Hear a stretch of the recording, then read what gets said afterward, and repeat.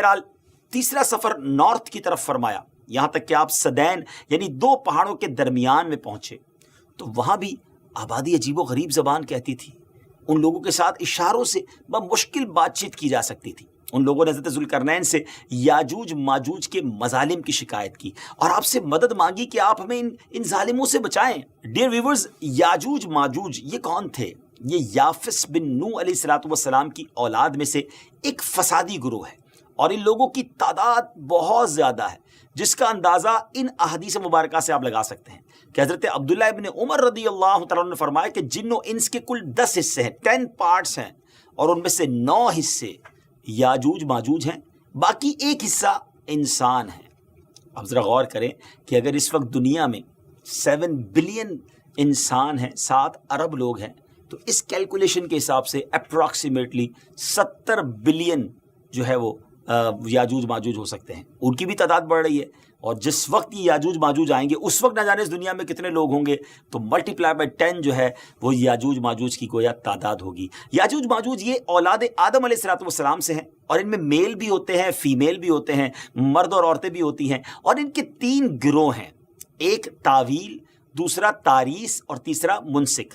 ان میں جو بھی مرتا ہے 1000 یا اس سے زائد اولاد چھوڑ کر مرتا ہے، یعنی ان کی اولاد کی تعداد بھی اتنی زیادہ ہے، ان کی گروتھ بھی اتنی زیادہ ہے۔ یہ لوگ ڈینجرس فائٹرز ہیں، خون خار اور بالکل ہی وحشی اور جنگلی ہیں، جو جانوروں کی طرح رہتے ہیں، اور جو بہار کے سیزن میں، اسپرنگ سیزن میں یہ لوگ اپنی غاروں سے نکلتے ہیں اور تمام کھیتیاں سبزیاں کھا جاتے ہیں، اور خشک چیزوں کو لاد کر لے جاتے ہیں، آدمیوں، جنگلی جانوروں، یہاں تک کہ سانپ، بچھو، گرگٹ، سب کچھ چھوٹے بڑے جانور سب مل کر کھا جاتے ہیں۔ جب حضرت ذوالقرنین رضی اللہ تعالیٰ عنہ سے لوگوں نے فریاد کی کہ آپ ہمیں یاجوج ماجوج کے ان مظالم سے بچائیں، چاہے اس کے بدلے آپ کچھ مال بھی لے لیں، حضرت ذوالقرنین نے کہا کہ میرے پاس اللہ کا دیا بہت کچھ ہے، مجھے تمہارے مال کی ضرورت نہیں ہے، مگر تم اپنی جسمانی محنت کے ذریعے میری ہیلپ کرو، میری مدد کرو۔ اب آپ نے کمال کیا کیا کہ ان دونوں پہاڑوں کے درمیان آپ نے بہت بڑی گہری بنیاد کھدوائی، بڑا گہرا ڈگ کیا، اور اس اتنا کھودا گیا کہ پانی نکل آیا زمین سے، اور پھر اس کے بعد آپ نے اس پر پگھلائے ہوئے تانبے کے گارے سے پتھر جمائے، اور لوہے کے تختے نیچے اوپر لگا کر ان کے درمیان لکڑی اور کوئلہ بھروا دیا، اور اس میں آگ لگوا دی، یعنی اس طرح یہ دیوار پہاڑ کی بلندی تک اونچی بھی کر دی، اور اتنی مضبوط یہ دیوار ہو گئی کہ اب اس میں پگھلایا ہوا تانبا بھی ہے، تو اب یہ مل کر اسٹرانگ اینڈ ویری اسٹیبل دیوار بن گئی، اور یہ بالکل پہاڑ کی اونچائی تک بنا دی گئی۔ آج کے زمانے میں ہم جس کو کانکریٹ کی دیوار کہتے ہیں، اس سے بھی زیادہ یوں سمجھ لیجئے مضبوط دیوار ہے۔ اب ہوا کیا، یاجوج ماجوج اس وال کے، اس عظیم وال کے اس طرف، اور اس طرف یہ قوم کے لوگ ہیں۔ اب حدیث پاک میں ہے کہ یاجوج ماجوج روزانہ اس دیوار کو توڑتے ہیں، daily they are trying to demolish this wall, مگر ہوتا کیا ہے، دن بھر جب محنت کرنے کے بعد اس کو توڑنے کے قریب پہنچ جاتے ہیں، تو ان میں سے ایک کہتا ہے کہ چلو اب کل توڑیں گے، لیکن اللہ کی شان دوسرے دن یہ دیوار اس سے زیادہ مضبوط بھی ہو جاتی ہے اور کمپلیٹ بھی ہو جاتی ہے، دوبارہ پوری ہو جاتی ہے۔ جب دوبارہ دیوار ٹوٹنے کا وقت آتا ہے دوسرے دن، تو پھر کوئی کہتا ہے کہ چلو پھر توڑیں گے، دوسرے دن پھر ایسا ہی ہوتا ہے۔ یہ ایسا ہوتا جا رہا ہے، مگر ایک دن آئے گا جب اللہ کی یہ رضا ہوگی کہ قیامت سے پہلے یہ باہر نکلیں، تو انہی میں سے کوئی شخص کہے گا کہ انشاءاللہ کل اس دیوار کو توڑیں گے، اور جب دوسرے دن وہ آئیں گے تو وہ دیوار وہیں تک ہوگی، انشاءاللہ کی برکت ظاہر ہوگی، اور یہ دیوار ٹوٹ جائے گی، اور پھر یہ ان کا خروج ہوگا۔ نبی پاک علیہ الصلوۃ والسلام کے فرمان کا مفہوم ہے کہ قیامت قائم نہ ہوگی یہاں تک کہ یاجوج ماجوج نہ آ جائے۔ ناظرین، آگے بڑھنے سے پہلے آپ کو بتاتا چلوں کہ یاجوج ماجوج کے نکلنے سے پہلے دنیا کن چیزوں سے محروم ہو جائے گی۔ بڑا عجب دور ہوگا۔ حضرت ابن عباس رضی اللہ تعالیٰ عنہما نے فرمایا کہ اللہ تعالیٰ نے 5 نہروں کو جنت سے جاری فرمایا ہے، سبحان اللہ۔ نمبر 1 جیحون، نمبر 2 سیحون، نمبر 3 دجلہ، نمبر 4 فرات، اور نمبر 5 دریائے نیل۔ یہ 5 دریا ایک ہی چشمے سے جاری ہوئی ہیں۔ اللہ تعالیٰ نے حضرت جبرائیل علیہ السلام کے ذریعے جنت کے اس چشمے کو پہاڑوں کے اندر امانت رکھ دیا، اور پہاڑوں سے نہروں کو زمین پر جاری فرما دیا ہے، جس سے لوگ طرح طرح کے فوائد حاصل کر رہے ہیں۔ جب یاجوج ماجوج کے نکلنے کا وقت ہوگا تو اللہ تعالیٰ حضرت جبرائیل علیہ السلام کو زمین پر بھیجے گا، اور وہ 6 چیزوں کو زمین سے اٹھا لے جائیں گے۔ وہ 6 چیزیں کون سی ہوں گی؟ ناظرین، قرب قیامت میں گوگ مگوگ یاجوج ماجوج کے آنے سے پہلے یہ 6 چیزیں دنیا سے چلی جائیں گی. نمبر 1 قرآن مجید. نمبر 2 تمام علوم، جی ہاں علم بھی سارا چلا جائے گا. نمبر 3 حجر اسود. نمبر 4 مقام ابراہیم. نمبر 5 حضرت موسیٰ علیہ السلام کا تابوت. اور نمبر 6 یہ جو مذکورہ ہم نے 5 نہروں کی بات سنی، یہ 5 نہریں بھی گویا واپس اٹھا لی جائیں گی. 6 چیزیں زمین سے جب اٹھا لی جائیں گی تو دین و دنیا کی برکتیں روئے زمین سے اٹھ جائیں گی اور لوگ ان برکتوں سے بالکل محروم ہو جائیں گے. اللہ اکبر، کیسا دور ہوگا ناظرین، ذرا سوچیے. ہو سکتا ہے کسی کے ذہن میں سوال آئے کہ یاجوج ماجوج دکھیں گے کیسے، ان کا چہرہ کیسا ہوگا، آنکھیں اور بال کیسے ہوں گے. اس کا جواب یہ ہے کہ حدیث پاک میں یاجوج ماجوج کے بارے میں آئے کہ وہ چوڑے چہرے والے، چھوٹی آنکھوں والے، موٹے بالوں والے ہوں گے. یاجوج ماجوج کا ظہور اس وقت ہوگا جب حضرت عیسیٰ علیہ السلام دجال کو قتل کر چکے ہوں گے. امید ہے کہ آپ نے پریویس ایپیسوڈ میں حضرت عیسیٰ علیہ السلام کے بارے میں جان لیا ہوگا. اگر ابھی تک وہ ایپیسوڈ نہیں دیکھی تو وہ بھی دیکھ لیں. ہم دجال کے بارے میں بھی ایپیسوڈ کر چکے ہیں. جو نئے ویورز ہیں وہ ہماری پرانی ایپیسوڈ کو دیکھیں گے تو یہ سیکوینس سمجھ آنا شروع ہو جائے گا. قتل دجال کے بعد حضرت عیسیٰ علیہ السلام کو حکم الہی ہوگا کہ مسلمانوں کو کوہ طور پر لے جائیں، اور اس لیے کہ کچھ ایسے لوگ اب ظاہر ہونے والے ہیں جن سے لڑنے کی کسی میں طاقت نہیں ہوگی. پھر یاجوج ماجوج کا ظہور ہوگا، ان کا گویا خروج ہوگا. ناظرین، یاجوج ماجوج کے نکلنے پر اس دنیا میں ایک عجیب و غریب فساد برپا ہو جائے گا. ان کا خروج نہایت خطرناک ہوگا. اس قدر زیادہ ہوں گے کہ ان کا پہلا گروہ جب بحیرہ طبریہ سے گزرے گا، ایک بڑا سمجھ لے کہ سمندر ہے جس کی لمبائی 10 میل ہوگی، مگر اس کا پانی پی کر اس کو اس طرح سکھا دے گا کہ جب دوسرا گروہ آئے گا تو وہ حیران ہو کر کہے گا کہ یہاں تو کبھی پانی تھا ہی نہیں. ایگزیکٹلی پانی سارا ختم. اتنا بڑا لشکر ہوگا. یہ لوگ دنیا میں فساد، قتل و غارت گری سے جب فارغ ہو جائیں گے، بہت تمامی لوگوں کو گویا ختم کر دیں گے. مسلمان تو کوہ طور پر حضرت عیسیٰ علیہ السلام کے ساتھ ہوں گے تو یہ کہیں گے کہ زمین والوں کو تو قتل کر لیا، آؤ اب آسمان والوں کو قتل کریں. اللہ اکبر. یہ کہہ کر اپنے تیر آسمان کی طرف پھینکیں گے. خدا کی قدرت تو دیکھیں کہ ان کے تیر آسمان سے جب نیچے گریں گے تو ان پر خون لگا ہوا ہوگا. یہ انہی اپنی حرکتوں میں مشغول ہوں گے اور وہاں پہاڑ پر حضرت عیسیٰ علیہ السلام اپنے ساتھیوں سمیت موجود ہوں گے. اس وقت حضرت عیسیٰ علیہ السلام اپنے ساتھیوں کے ساتھ مل کر دعا فرمائیں گے. اللہ تعالیٰ یاجوج ماجوج کی گردنوں میں ایک قسم کا کیڑا پیدا فرمائے گا. وہ سب کے سب یکدم مر جائیں گے. ان کے مرنے کے بعد حضرت عیسیٰ علیہ السلام پہاڑ سے اتریں گے اور دیکھیں گے کہ تمام زمین ان کی لاشوں سے بھری پڑی ہے. یعنی اتنی زمین پر لاشیں ہوں گی کہ زمین پر ایک بالشت جگہ بھی باقی نہ ہوگی اور بدبو ہوگی. تو اب اتنے لوگوں کو ناظرین کہاں کیسے دفنایا جائے، کہاں لے جایا جائے؟ اللہ تعالیٰ کی شان دیکھیں کہ حضرت عیسیٰ علیہ السلام کی دعا کی برکت سے اللہ تعالیٰ کچھ ایسے پرندے بھیجے گا جن کی گردنیں اونٹ جتنی ہوں گی. وہ یاجوج ماجوج کے ان جسموں کو اٹھا کر لے جائیں گے. کہاں لے جائیں گے؟ جہاں اللہ چاہے گا. اللہ اکبر. ابھی ان کی ظلم و زیادتیوں کی سزا مکمل نہیں ہوگی. یاد رکھیے کہ یہ تو ان کو دنیا میں ملنے والی سزا ہے نا. ان کو جہنم میں بھی دردناک عذاب دیا جائے گا کیونکہ ان کے کثیر گناہ ہیں. ایک تو یہ کہ انہوں نے ظلم، زیادتی، قتل و غارت گری کا بازار گرم کیا ہوگا، اور دوسرا یہ کہ ایمان بھی نہیں لائے تھے. حالانکہ ان کو ایمان کی دعوت دینے ہمارے پیارے آقا علیہ السلام تشریف لے گئے تھے. جی ہاں، حضرت ابن عباس رضی اللہ تعالیٰ فرماتے ہیں کہ نبی پاک علیہ السلام نے فرمایا کہ معراج کی رات اللہ تعالیٰ نے مجھے یاجوج ماجوج کو دعوت اسلام دینے کے لیے بھیجا. نبی پاک فرماتے ہیں میں ان کے پاس گیا، میں نے ان کو اللہ کی طرف بلایا، عبادت کی دعوت دی، مگر انہوں نے میری دعوت کو جھٹلا دیا، انکار کیا.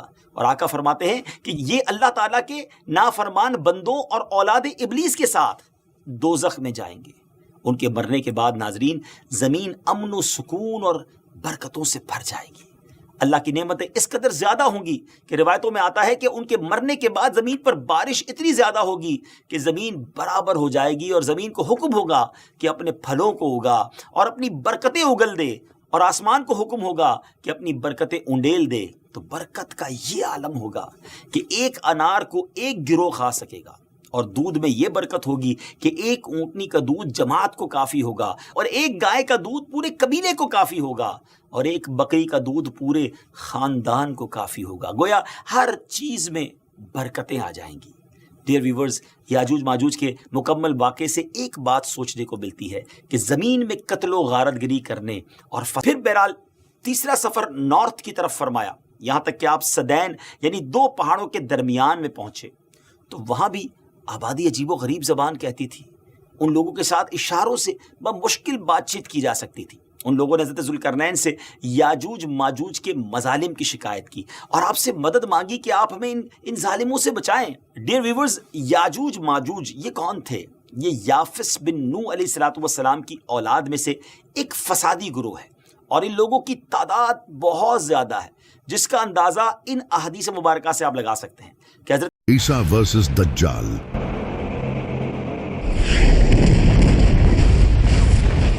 فیوچر کی سب سے بڑی جنگ۔ آخر کس طرح دجال ٹیکنالوجی کا یوز کر کے لوگوں کو بہکائے گا اور کس طرح حضرت عیسیٰ علیہ السلام اس کا مقابلہ کریں گے، چلیں جانتے ہیں۔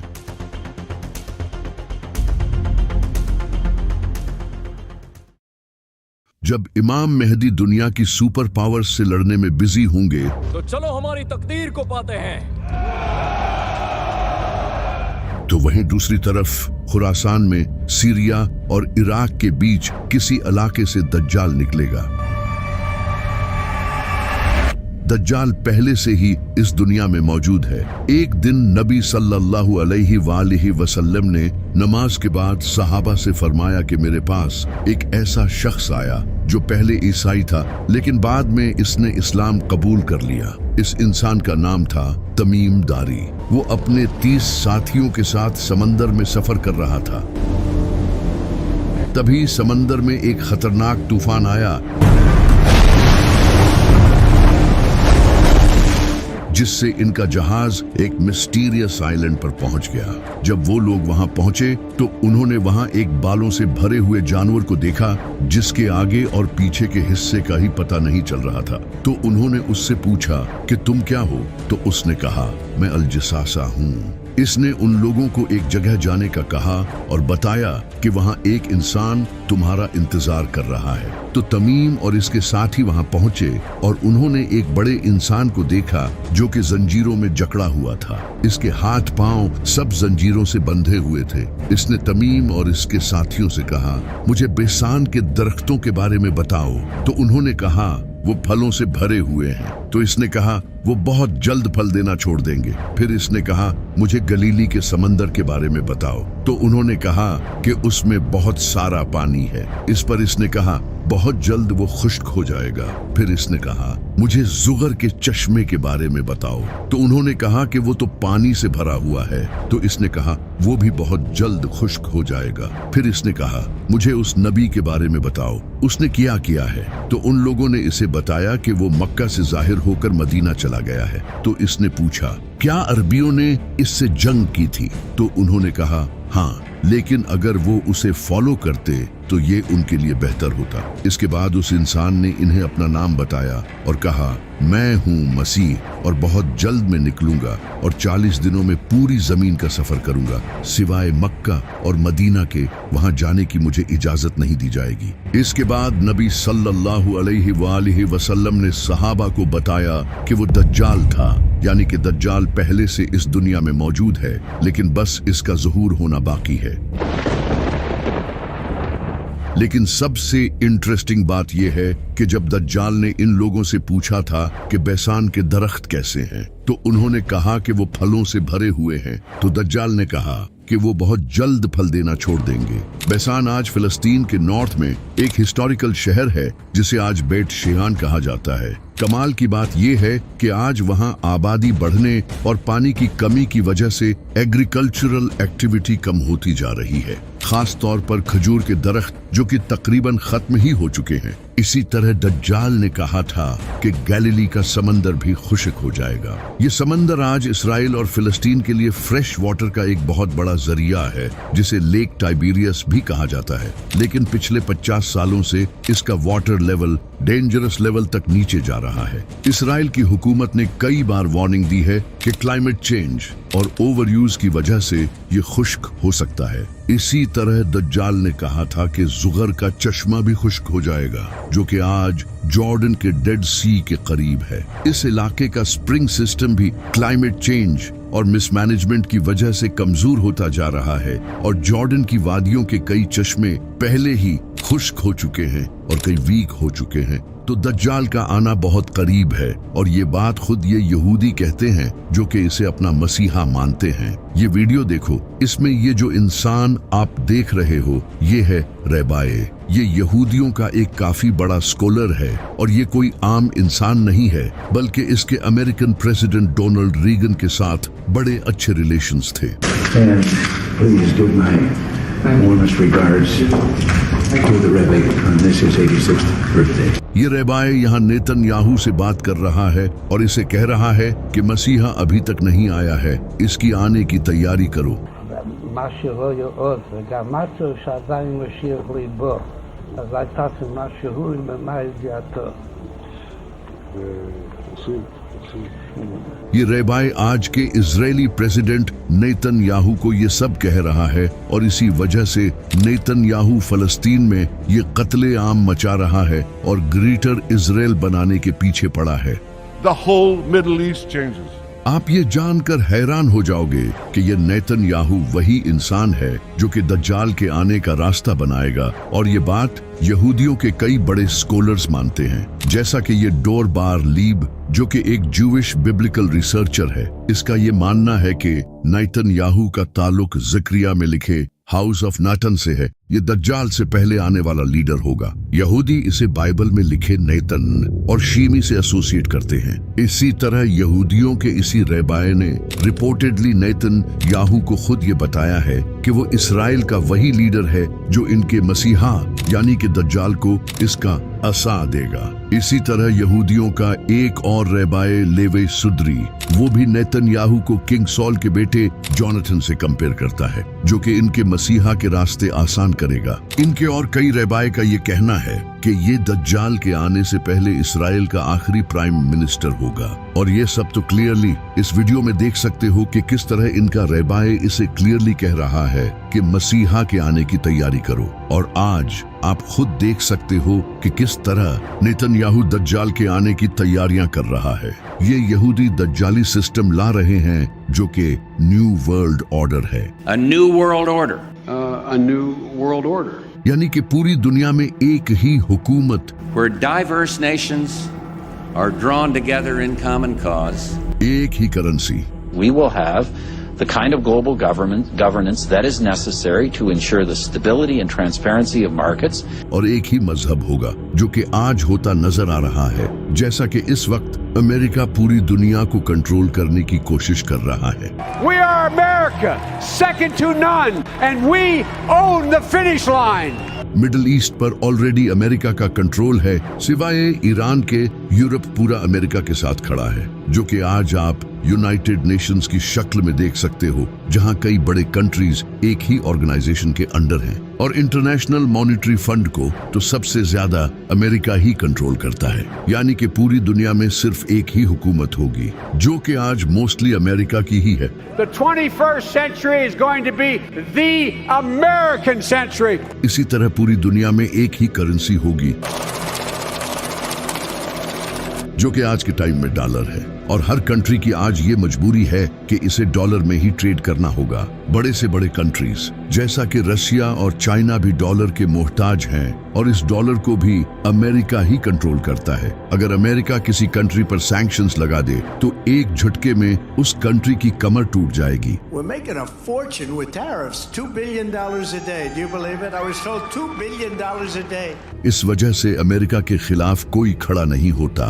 इसके अलावा कैश को खत्म करके डिजिटल करेंसी को इंट्रोड्यूस कराया जा रहा है और क्रिप्टो करेंसी जैसा कि बिटकॉइन को आज पूरी दुनिया की गवर्नमेंट्स एक्सेप्ट कर रही हैं। I became a fan of crypto. पूरी दुनिया में डिजिटल आईडीज और सर्वेलेंस सिस्टम लाया जा रहा है, जहां हर इंसान का डेटा हुकूमत के पास है। बायोमेट्रिक्स, आईडी कार्ड्स, इन सब से हुकूमत हर इंसान के बारे में जानती है। तो ये दज्जाली निजाम आज पूरी दुनिया में तेजी से बढ़ रहा है।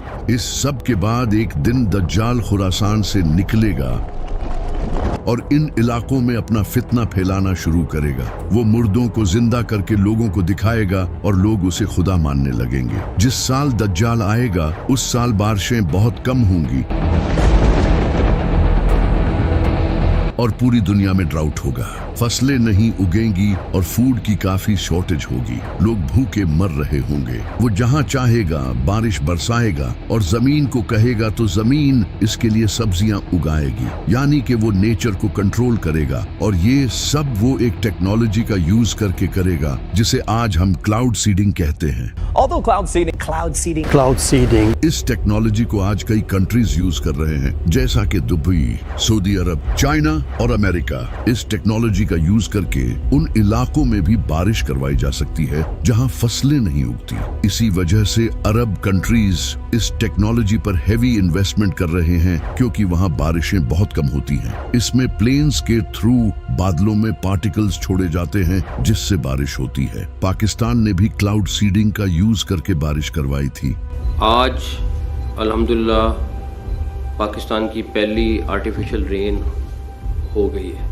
और इसी तरह दज्जाल भी मोस्ट लाइकली इसी टेक्नोलॉजी का यूज करके मौसम को कंट्रोल करेगा। इसी तरह दज्जाल मुर्दों को जिंदा करेगा। इमाम जाफर सादिक अलैहिस्सलाम ने फरमाया, दज्जाल एक इंसान से कहेगा कि अगर मैं तुम्हारे माँ बाप को जिंदा कर दूं तो क्या तुम मुझे खुदा मान लोगे? तो वो इंसान कहेगा हाँ। इसके बाद दो शैतान इसके माँ बाप के रूप में आएंगे और उसे कहेंगे कि ये तुम्हारा खुदा है, इसे फॉलो करो। तो वो ये सब शायद से AI का यूज करके ही करेगा। जिस तरह आज AI का यूज करके आप किसी भी इंसान का face exact same to same बना सकते हो और यहाँ तक कि इसकी आवाज भी क्लोन कर सकते हो। इसके अलावा होलोग्राफिक प्रोजेक्शन टेक्नोलॉजी से तो आप किसी इंसान को भी क्लोन करके अपने सामने खड़ा कर सकते हो और इससे बात तक कर सकते हो। आज AI ग्लासेस से ये चीज आपके सामने हो रही है। The next generation of Ray-Ban Meta smart glasses. और इसी तरह रोबोटिक टेक्नोलॉजी भी काफी प्रोग्रेस कर रही है, जिससे फ्यूचर में काफी रियलिस्टिक रोबोट्स भी बनाए जा सकते हैं। लेकिन जो सबसे कमाल की टेक्नोलॉजी है वो है न्यूरोलिंक। Neuralink. ये कंपनी ऐसी चिप्स डेवलप कर रही है जिसे इंसानों के ब्रेन में लगाकर उनके ब्रेन की कैपेबिलिटीज बढ़ाई जा सके। अब अगर किसी इंसान के ब्रेन में ऐसी चिप्स लगा दी जाए जिससे इसे किसी भी तरह का इल्यूजन दिखाया जा सके, तो इसे ये भी दिखाया जा सकता है कि इसके सामने इसके पेरेंट्स जिंदा हो रहे हैं। और कमाल की बात तो ये है कि न्यूरोलिंक ने इसे ह्यूमन पर सक्सेसफुली टेस्ट भी कर लिया है और अब वो इसे और ह्यूमंस पर टेस्ट करने वाले हैं। दज्जाल भी इनमें से किसी एक टेक्नोलॉजी का यूज करके इल्यूजन क्रिएट करेगा। इसके साथ 70,000 यहूदी होंगे और इसके फॉलोअर्स में ज्यादातर औरतें और गरीब लोग होंगे जिनके पास ज्यादा इल्म नहीं होगा। और कई मुसलमान भी इसे अपना खुदा मान लेंगे जिन्हें दज्जाल का पता भी होगा, लेकिन फिर भी वो इस फितने में आ जाएंगे। नबी सल्लल्लाहु अलैहि वसल्लम ने फरमाया था कि आदम से लेकर दज्जाल तक इससे बड़ा फितना कभी नहीं आया और कोई ऐसा नबी नहीं गुजरा जिसने अपनी कौम को दज्जाल से वार्न न किया हो। ये इतना बड़ा फितना होगा, यहाँ तक कि नबी सल्लल्लाहु अलैहि वसल्लम भी अपनी नमाजों में दज्जाल के फितने से अल्लाह की पनाह मांगा करते थे। इसी वजह से आप सल्लल्लाहु अलैहि वसल्लम ने फरमाया था कि जो भी दज्जाल के बारे में सुने वो इससे दूर रहे, क्योंकि अगर कोई इंसान खुद को मोमिन समझकर इसका मुकाबला करने भी आया तो फिर भी वो इसके साथ मिल जाएगा। ये इतना बड़ा फितना होगा क्योंकि इसके पास भी अपनी जन्नत और दोज़ख होगी। इसकी दोज़ख हकीकत में जन्नत होगी और जन्नत हकीकत में दोज़ख होगी, यानी कि ये एक इल्यूजन होगा जो कि वो होलोग्राफिक प्रोजेक्शन और AI टेक्नोलॉजी का यूज करके दिखाएगा। दज्जाल के इस फितने में लाखों लोग आने लगेंगे और वो पूरी दुनिया में हर जगह जाएगा सिवाय मक्का और मदीना के। वहाँ वो एंटर नहीं हो पाएगा क्योंकि ये पाक जगहें हैं। नबी सल्लल्लाहु अलैहि वसल्लम ने फरमाया, दज्जाल हवा की तरह तेज सफर करेगा। वो एक सफेद गधे पर सवार होगा जिसके कानों के बीच 40 बाजू जितना फासला होगा, जो कि ऑफ कोर्स एक प्लेन होगा जो कि इंसेनली फास्ट होगा। और आप ये भी जानते हो कि आज दुनिया के 99% प्लेन्स व्हाइट कलर के होते हैं, तो वो गधा एक्चुअली एक प्लेन ही होगा जिस पर दज्जाल सफर करेगा। इसकी एक आंख कानी होगी और इसके माथे पर काफिर लिखा होगा। दज्जाल पूरी दुनिया में फितना फैला रहा होगा और वहीं दूसरी तरफ इमाम मेहदी कॉन्स्टेंटिनोपल को फतह करने के बाद दुनिया के सबसे पावरफुल इंसान बन चुके होंगे। आज हम दुनिया को झूठे और जालिम देवता से निजात दिला रहे हैं। तभी उन्हें खबर मिलेगी कि दज्जाल ने मुसलमानों के घरों पर कब्जा कर लिया है, तो इमाम मेहदी अपनी फौज के साथ फुल स्पीड से सीरिया की तरफ जाएंगे। लेकिन जब वो वहां पहुंचेंगे तो दज्जाल सीरिया पर कब्जा कर चुका होगा। अब इमाम मेहदी के सामने दज्जाल जैसी ताकत होगी जिससे इनके लिए लड़ना काफी डिफिकल्ट होगा। तब अल्लाह एक ऐसे इंसान को इस दुनिया में भेजेगा जो कि दज्जाल का मुकाबला करेगा, जिसे अल्लाह ने कुरान में अपनी रूह कहा है, हजरत ईसा अलैहिस्सलाम। वो दमास्कस की ईस्टर्न साइड पर सफेद मीनार वाली मस्जिद पर दो फरिश्तों के परों पर हाथ रखे हुए उतरेंगे। उन्होंने जाफरान से रंगे हुए दो कपड़े पहने होंगे। इनके सर से पानी के कतरे गिर रहे होंगे। जिस मस्जिद पर हजरत ईसा अलैहिस्सलाम उतरेंगे उस मस्जिद में इमाम मेहदी अपनी फौज के साथ नमाज की तैयारी कर रहे होंगे। हजरत ईसा अलैहिस्सलाम मस्जिद में एंटर होंगे तो इमाम मेहदी उन्हें जमात करवाने के लिए आगे करेंगे। तो हजरत ईसा अलैहिस्सलाम कहेंगे कि इकामत तुम्हारे लिए हुई है, तुम इस उम्मत के लीडर हो। तो फिर इमाम मेहदी जमात करवाएंगे। नमाज के बाद इमाम मेहदी लीडरशिप हजरत ईसा अलैहिस्सलाम के हवाले कर देंगे। फिर हजरत ईसा अलैहिस्सलाम फौज तैयार करेंगे, क्योंकि दज्जाल के साथ भी बहुत बड़ी फौज होगी। इसके साथ दुनिया की गवर्नमेंट्स, टेक्नोलॉजी, सब कुछ होगा। हजरत ईसा अलैहिस्सलाम मुसलमानों को गाइड करेंगे। इन्हें देखकर मुसलमानों का हौसला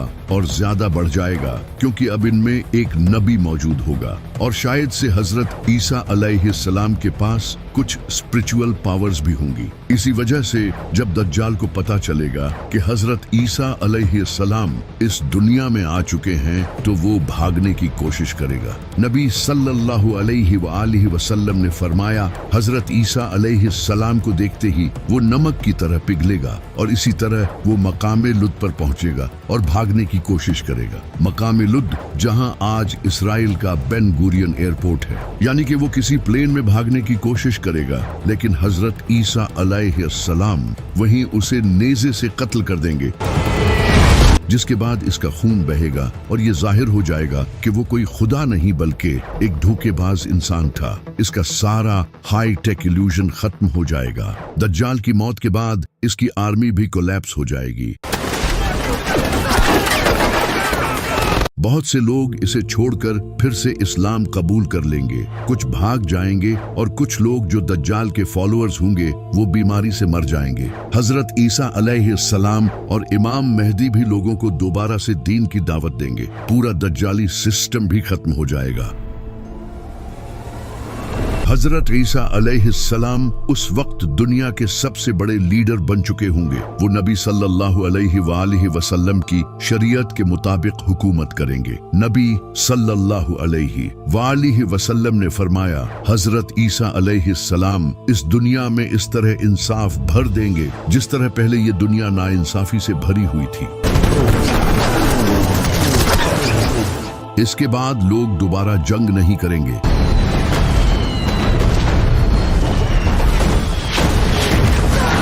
दुनिया के डिफरेंट कंट्रीज और रिलीजन्स के दरमियान नफरत खत्म हो जाएगी, क्योंकि हजरत ईसा अलैहिस्सलाम क्रिश्चियनिटी को भी खत्म कर देंगे और तब सिर्फ इस्लाम ही पूरी दुनिया में होगा, जिसका जिक्र हमें कुरान में भी मिलता है। यहूद नसारा हजरत ईसा अलैहिस्सलाम को कबूल कर लेंगे और उन्हें फॉलो करेंगे। हजरत ईसा अलैहिस्सलाम सुअर, शराब और दूसरी चीजों को हराम कर देंगे जिन्हें लोगों ने हलाल समझा होगा। इस वक्त हजरत ईसा अलैहिस्सलाम अलैहिस्सलाम के पास दुनिया भर की दौलत होगी जो कि वो सारे इंसानों में बांट देंगे। ज़कात लेने वाला कोई नहीं होगा, गुर्बत खत्म हो जाएगी, जमीन फसल उगाना फिर से शुरू करेगी। नबी सल्लल्लाहु अलैहि व आलिहि वसल्लम ने फरमाया, भेड़िया बकरी के साथ रहेगा और बच्चा सांप के साथ खेलेगा, लेकिन वो इसे नुकसान नहीं पहुंचाएंगे। हर तरफ खुशहाली होगी। इमाम मेहदी भी हजरत ईसा अलैहिस्सलाम के साथ होंगे। वो अपने ज़हूर के बाद सिर्फ 7 या 8 साल तक ही इस दुनिया में रहेंगे, लेकिन हजरत ईसा अलैहिस्सलाम के नज़ूल के कुछ ही टाइम बाद इमाम मेहदी की वफात हो जाएगी। हजरत ईसा अलैहिस्सलाम इनका जनाजा पढ़ेंगे और इन्हें मदीना में दफन करेंगे। इमाम मेहदी की वफात के बाद हजरत ईसा अलैहिस्सलाम उम्रा और हज दोनों करेंगे। ये सब कुछ सही चल ही रहा होगा कि तभी अल्लाह याजूज माजूज को आजाद कर देगा। लेकिन ये सब जानने से पहले हमें आज से हजारों साल पीछे पर्सिया में जाना होगा, जब वहां एक नेक बादशाह की हुकूमत थी जिसका नाम था जुल्करनैन, जिनके पास काफी इल्म था और वो इंसाफ से हुकूमत करते थे। इस बादशाह को कुछ लोग साइरस द ग्रेट मानते हैं। जुल्करनैन ने डिफरेंट कबीलों और कौमों को अपने अंडर यूनाइट करना शुरू किया।